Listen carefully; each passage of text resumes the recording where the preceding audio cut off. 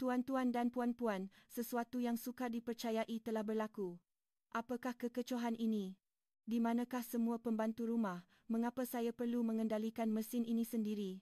Itulah ayat pertama yang keluar daripada mulut Elizabeth, seorang duchess dari Republik Czech berusia 75 tahun, yang berdiri bingung di hadapan kios daftar masuk layan diri di lapangan terbang antarabangsa Kuala Lumpur KLIA. Adakah anda semua tahu?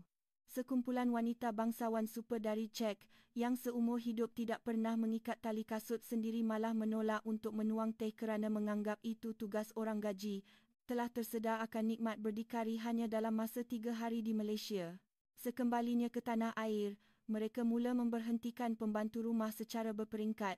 Fakta ini bermula daripada kekalutan besar di lapangan terbang, panik yang belum pernah terjadi di kedai serbaneka 24 jam, sehinggalah kepada kegembiraan berdikari yang dialami di sebuah rumah keluarga Malaysia. Selama 70 tahun hidup tanpa sebarang kekurangan, saya tidak akan melupakan perasaan terharu apabila memasak makanan dengan tangan saya sendiri buat kali pertama. Pengakuan penuh air mata daripada Puan Elizabeth ini telah mencetuskan revolusi dalam kalangan bangsawan Czech. Apakah sebenarnya yang mereka alami di Malaysia? Mengapa wanita-wanita yang seumur hidup percaya bahawa melakukan kerja sendiri adalah sesuatu yang hina, berubah 180 darjah dan mempercayai bahawa berdikari adalah bukti bangsawan sejati? Sekarang, saya, Sarah, seorang pemandu pelancong mewah yang menemani mereka sepanjang perjalanan ini, akan menceritakan kisah keruntuhan nilai lama yang belum pernah berlaku sebelum ini. Sebelum kita bermula, sila tekan butang suka dan langgan saluran ini untuk memberi semangat kepada saya berkongsi lebih banyak kisah menakjubkan dari Malaysia. Hello, saya Sarah dan saya telah bekerja sebagai pemandu pelancong profesional yang mengkhususkan diri dalam tetamu kenamaan dunia selama 15 tahun. Saya bekerja dengan sebuah agensi pelancongan mewah di Kuala Lumpur, fasih pelbagai bahasa dan mengiringi lebih 50 perjalanan luar negara setiap tahun. Namun, pengalaman pada bulan September lalu adalah peristiwa paling mengejutkan dalam kerjaya saya. Pada hari itu, saya menyambut ketibaan 14 orang wanita bangsawan dari keluarga ternama Czech di lapangan terbang Singapura. Kesemua mereka adalah warga emas berusia antara 60 hingga 80 tahun yang berkahwin dengan keluarga bangsawan turun-temurun. Suami mereka adalah pemilik syarikat besar, pengasas bank, ahli politik dan tokoh paling berpengaruh di Republik Czech. Wanita-wanita ini melawat Singapura untuk menghadiri Salon Bangsawan Asia, sebuah acara sosial tahunan. Ini adalah acara super mewah yang menghimpunkan kerabat diraja dan jutawan dari seluruh Asia, dengan yuran penyertaan sahaja mencecah €100,000 setiap seorang. Majlis diadakan di tingkat teratas Marina Bay Sands, di mana interaksi antara golongan elit dunia berlangsung selama 3 hari. Namun, ciri utama kumpulan ini bukanlah sekadar kekayaan mereka. Mereka menghidap sindrom kebergantungan pembantu rumah yang kronik. Puan Elizabeth, 75 tahun, tidak pernah memasak walau sekalipun seumur hidupnya. Puan Katarina, 70 tahun, isteri seorang gubernur, tidak pernah mengikat tali kasutnya sendiri. Malah, Countess Maria, 68 tahun, dari keturunan Habsburg, terus menolak untuk menuang teh sendiri kerana menganggap itu kerja orang gaji. Dari bangun pagi hingga tidur malam, segala-galanya diuruskan oleh pembantu. Apabila bangun, pembantu khas memilih dan memakaikan baju. Sarapan disediakan dan disuap oleh chef peribadi, pergerakan hanya dengan kereta mewah berserta pemandu. Membeli belah dilakukan oleh pembantu, malah kerja-kerja semudah menjawab telefon dianggap hina dan diserahkan kepada pekerja. Bagi mereka, melakukan sesuatu sendiri adalah tindakan memalukan yang merendahkan status sosial. Bangsawan sejati tidak bekerja, mengotorkan tangan adalah tugas kelas bawahan. Inilah ajaran yang diwarisi turun-temurun. Malah, ada antara mereka yang mendidik anak-anak supaya menyuruh pembantu melakukan segala-galanya walaupun untuk perkara yang boleh dibuat sendiri. Selama 3 hari di Singapura, sudah tentu segala-galanya dibantu oleh kaki tangan, mengangkut bagasi, menyusun jadual makan, persiapan perjalanan semuanya diuruskan oleh staf profesional. Mereka menyertai salon dengan anggun dan menikmati pergaulan dengan golongan kaya dari negara lain. Akan tetapi, pada 23 September, hari mereka sepatutnya pulang, satu situasi yang tidak diduga telah berlaku. Ribut tropika dahsyat yang direkodkan sebagai antara yang terbesar dalam sejarah telah melanda Laut Cina Selatan, menyebabkan lapangan terbang di seluruh Asia Tenggara ditutup satu demi satu. Lapangan terbang di Bangkok, Vietnam dan Hong Kong tidak dapat digunakan. Juruterbang pesawat sewa khas mereka mengadakan mesyuarat tergempar untuk membincangkan laluan alternatif disebabkan faktor bahan api adalah mustahil untuk terbang terus ke Eropah. Hasil perbincangan, pendaratan cemas diputuskan untuk dibuat di lapangan terbang antarabangsa Kuala Lumpur KLIA di Malaysia yang dianggap paling selamat dan mempunyai fasiliti lengkap. Apabila pengumuman dibuat di dalam pesawat, wanita-wanita itu kelihatan bingung. Apa yang mereka tahu tentang Malaysia hanyalah ia sebuah negara Asia yang panas dengan hutan hujan tropika. Beberapa orang bertanya dengan cemas, adakah di Malaysia ada hotel mewah? Bolehkah kita mendapatkan pembantu di sana? Jujur saya katakan, saya juga risau. Saya tidak pernah membayangkan perlu menguruskan wanita-wanita yang tidak boleh buat apa-apa ini tanpa sebarang pembantu di Malaysia. Namun, kebimbangan ini menjadi kenyataan dalam bentuk yang sangat berbeza.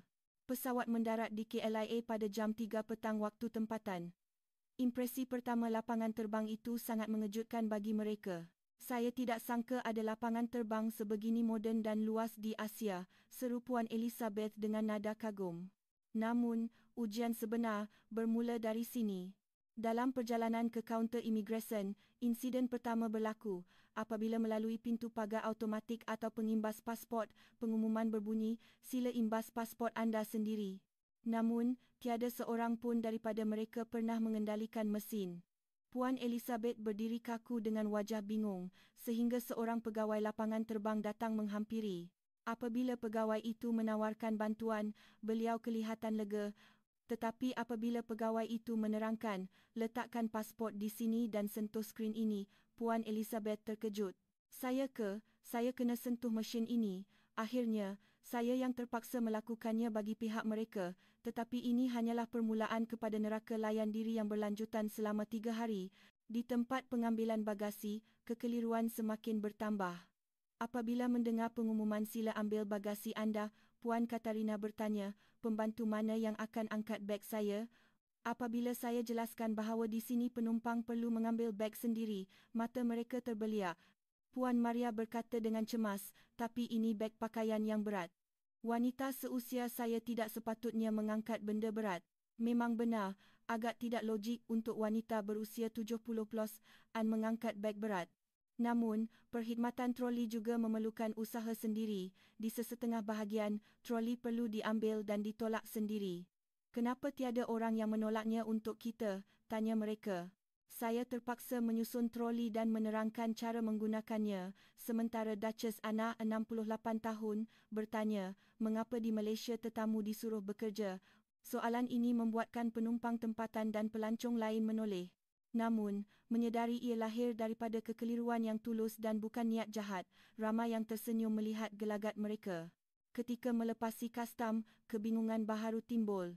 Arahan jika tiada barang untuk diisytiharkan, sila lalu-laluan hijau, membuatkan mereka terhenti. Siapa yang akan uruskan pengisytiharan? Tanya Puan Elizabeth. Apabila diberitahu bahawa tetamu perlu buat keputusan sendiri dan pilih laluan yang betul, Puan Katarina menjawab jujur, kami tidak pernah buat keputusan.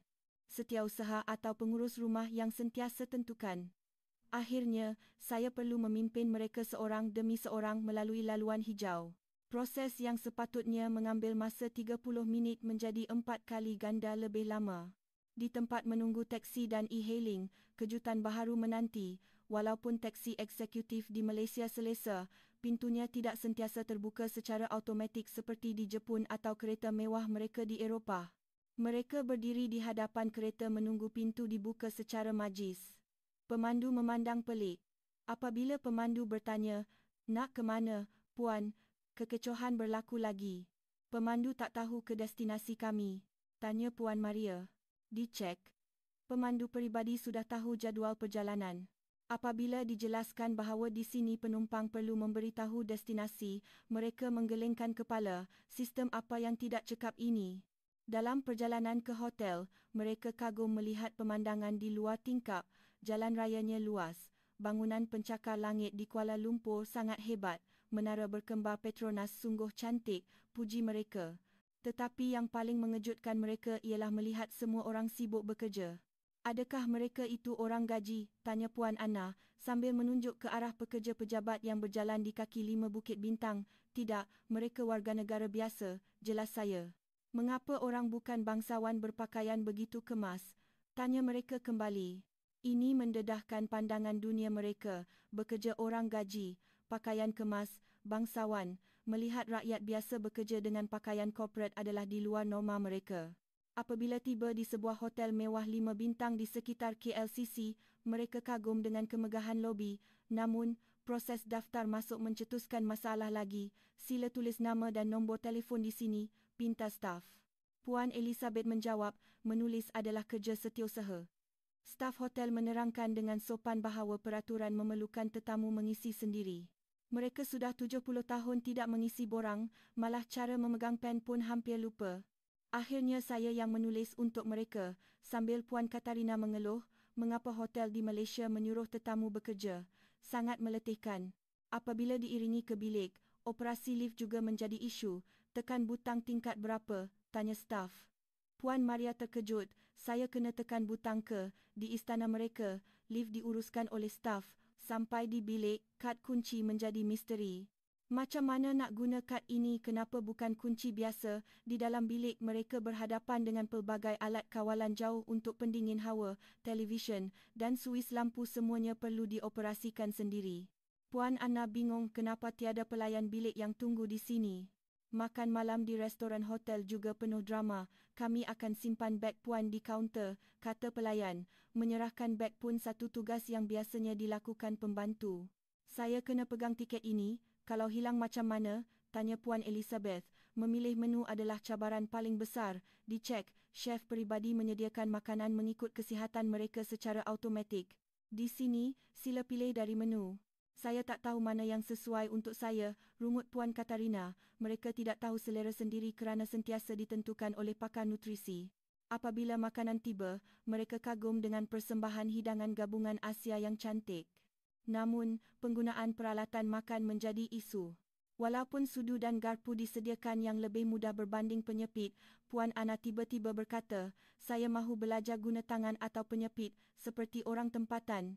Ini adalah langkah pertama kesedaran mereka untuk belajar.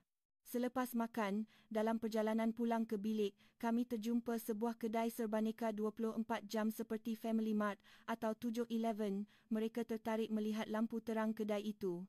Kedai buka tengah malam. Siapa yang bekerja waktu begini? Masuk ke dalam, mereka seperti berada di planet lain. Kenapa begitu banyak barang di kedai sekecil ini? Kejutan terbesar adalah kaunter bayaran dan rak layan diri. Sila ambil barang yang anda mahu, kata saya. Mereka kaku. Puan Elizabeth bertanya. Saya yang kena ambil. Puan Maria bertanya. Kita yang kena bayar. Walaupun juruang membantu, proses memilih air mineral dan snack tempatan adalah sukar bagi mereka. Puan Maria hairan, kenapa pelanggan kena buat kerja kedai. Ketika membayar, mereka terkial-kial mengira duit ringgit Malaysia. Shilling 50 sen ini cantik, duit kertas satu ini warnanya biru, komen mereka. Puan Ana mengaku, saya tak pernah pegang duit, setiausaha yang uruskan. Akhirnya, mereka membeli nasi lemak bungkus nasi lemak segera berbentuk piramid dan onigiri. Proses membeli satu nasi lemak mengambil masa 25 minit. Namun, nasi lemak inilah yang menjadi titik tolak. Ia adalah pembelian pertama yang mereka pilih dan bayar sendiri. Kembali di bilik hotel, semasa membuka bungkusan daun pisang nasi lemak itu, Puan Elizabeth berkata sesuatu yang tidak disangka. Kenapa ya, nasi lemak ini rasa sangat sedap. Lebih menyentuh hati berbanding hidangan mewah tadi. Puan Katarina mengangguk. Betul, ada rasa kepuasan yang lain. Malam itu, mereka sukar tidur. Keletihan melakukan kerja sendiri seharian memberikan rasa penat yang tidak pernah dirasa, tetapi juga satu kepuasan aneh. Saya terdengar Puan Maria bercakap sendirian, hari ini saya hidup tanpa pembantu buat kali pertama dalam 70 tahun. Keesokan paginya, situasi menjadi lebih menarik. Sarapan bufet hotel adalah pengalaman baharu, mengambil makanan sendiri, memilih apa yang dimahukan. Rasa ini saya suka, roti canai ini enak, teh tarik ini manis tapi sedap. Mereka mula menemui kegembiraan memilih mengikut selera sendiri. Selepas sarapan, kami menuju ke stesen MRT untuk ke pusat bandar, satu pengalaman yang sangat asing kerana mereka biasa dengan kereta peribadi. Di hadapan mesin tiket, kekecohan berlaku lagi. Tiket beli sendiri? Staf stesen membantu dengan ramah, tetapi bagi mereka, mesin tiket itu kelihatan serumit kokpit kapal angkasa. Puan Katarina kagum bagaimana rakyat Malaysia boleh mengendalikan sistem serumit ini setiap hari. Semasa menunggu tren, mereka memerhati orang ramai beratur dengan tertib. Di dalam tren, seorang pemuda memberikan tempat duduk kepada mereka. Puan Ana terkejut kenapa orang asing berbuat baik. Di dunia mereka, jurang antara bangsawan dan rakyat sangat jelas. Kebaikan spontan sebegini jarang berlaku. Makan tengah hari, kami mencuba makanan di Medan Selera, food court di sebuah pusat beli belah terkemuka. Melihat pelbagai jenis makanan, mata mereka bersinar, banyaknya pilihan. Susahnya nak pilih. Perasaan dilema ini adalah sesuatu yang baharu dan menyeronokkan bagi mereka. Puan Katarina memilih laksa. Kenapa pilih laksa? Tanya saya, sebab warnanya garang dan baunya memikat hati saya. Saya pilih guna naluri sendiri buat kali pertama. Petang itu, pengalaman membeli belah di gedung Serbaneka juga menyegarkan. Dicek, butik datang ke rumah. Di sini, mereka perlu membelik baju sendiri. Warna apa puan suka? Tanya jurujual. Mereka bingung kerana tidak pernah tahu suka itu apa. Tetapi lama-kelamaan, mereka mula berkata, kain ini lembut, warna ini ceria. Mencuba baju di bilik persalinan juga pengalaman baharu, menaikkan zip sendiri, mengancing butang sendiri. Puan Katarina berkata, bila pakai baju yang dipilih sendiri, rasa lebih yakin. Di sebelah petang, kami berpeluang melawat rumah seorang kenalan saya, sebuah keluarga kelas pertengahan Malaysia di pinggir Kuala Lumpur. Ini menjadi kejutan budaya terbesar.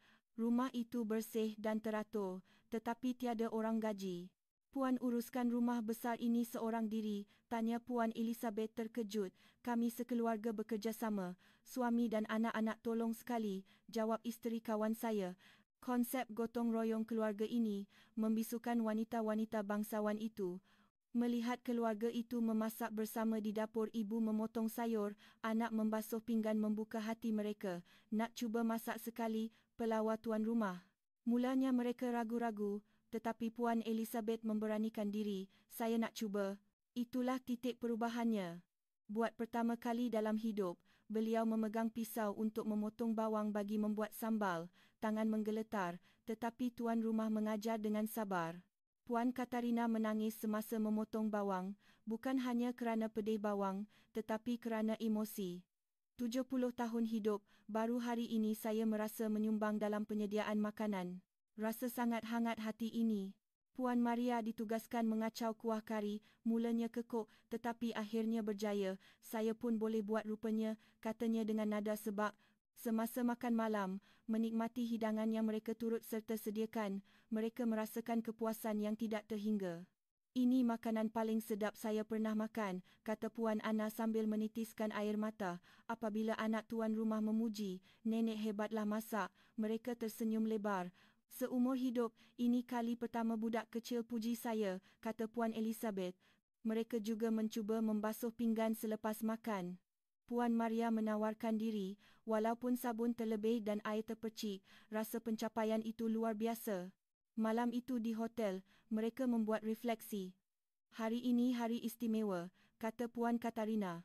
Saya belajar nikmat mencipta sesuatu dengan tangan sendiri. Puan Elizabeth menambah, selama 75 tahun, mungkin saya tidak pernah mencapai apa-apa yang sebenar kerana semuanya orang lain buatkan. Hari ketiga, wajah mereka jelas berubah, lebih berseri dan yakin. Daftar keluar hotel berjalan lancar. Mereka mengemas beg sendiri, memulangkan kad kunci, semuanya secara semula jadi. Dalam tren KLI Express ke lapangan terbang, Puan Elizabeth berkata, saya rasa macam orang lain berbanding 3 hari lepas. Malaysia mengajar kami keindahan berdikari. Di KLIA, urusan pelepasan jauh lebih lancar. Daftar masuk layan diri dan imigresen bukan lagi masalah. Di pintu pelepasan, Puan Katarina membuat pengumuman penting. Bila balik ke cek, saya akan kurangkan jumlah pembantu. Saya mahu buat sendiri apa yang saya mampu, Puan Maria menambah. Saya nak belajar masak, Saya nak belajar guna mesin basuh. Puan Anna berkata, saya akan ajar anak-anak saya juga. Bergantung pada orang gaji, bermakna kita hilang sebahagian penting kehidupan. Semasa menaiki pesawat, mereka mengangkat beg tangan sendiri dan memasang tali pinggang keledar sendiri, perkara mustahil 3 hari lalu. Malaysia mengajar kita erti kekayaan sebenar, rumuskan Puan Elizabeth. Bukan wang atau status, tetapi kemampuan melakukan sesuatu sendiri. Apabila tiba di Prague, para pembantu yang menyambut terkejut melihat perubahan mereka. Mereka berjalan sendiri membawa beg. Puan, biar saya bawakan, kata pembantu. Terima kasih, tapi saya boleh bawa sendiri, jawab Puan Elizabeth. Kata-kata itu memulakan revolusi dalam kalangan bangsawan Czech.